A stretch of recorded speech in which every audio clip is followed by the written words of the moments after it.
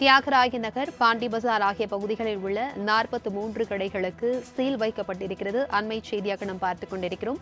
இதுகுறித்தான கூடுதல் விவரங்களுடன் இணைக்கிறார் எமது செய்தியாளர் மணிகண்டன். வணக்கம் மணிகண்டன், இது குறித்தான விவரங்கள் என்ன?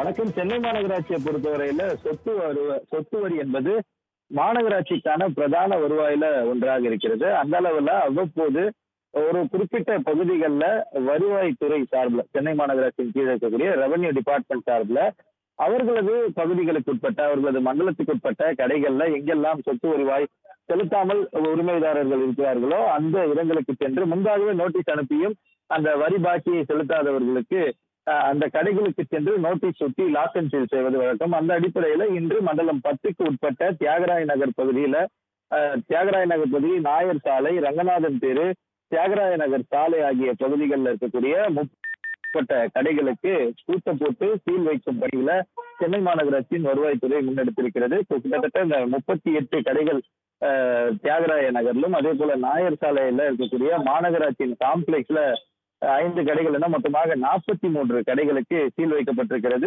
இந்த கடைகள்ல இருந்து கிட்டத்தட்ட 2021ஆம் ஆண்டிலிருந்து சில கடைகள் வருவாயை, அதாவது அந்த வரியை செலுத்தாததன் காரணமாக 1.5 கோடி ரூபாய் அளவிற்கு வரி பாக்கி என்பது இந்த கடைகளின் மூலமாக இருப்பதாகவும் உடனடியாக இந்த அலுவலகத்துல மண்டலம் 10 அலுவலகத்துக்கு வந்து டாக்ஸ் கலெக்டர் ஆபீஸிடம் இந்த நோட்டீஸ் காண்பித்த மீதம் இருக்கக்கூடிய வரியை செலுத்தினா கீழே அகற்றுவதற்கான வழியை சென்னை மாநகராட்சி ஏற்றுக்கொள்ளும் எனவும் சென்னை மாநகராட்சி அதிகாரிகள் தெரிவித்திருக்கின்றனர். கிட்டத்தட்ட liaison officer, tax assessor, ARO, SRO என 15க்கும் மேற்பட்ட அதிகாரிகள் காலையிலிருந்து இந்த லாக் அண்ட் சீல் நடவடிக்கையில் ஈடுபட்டு வருகின்றனர்.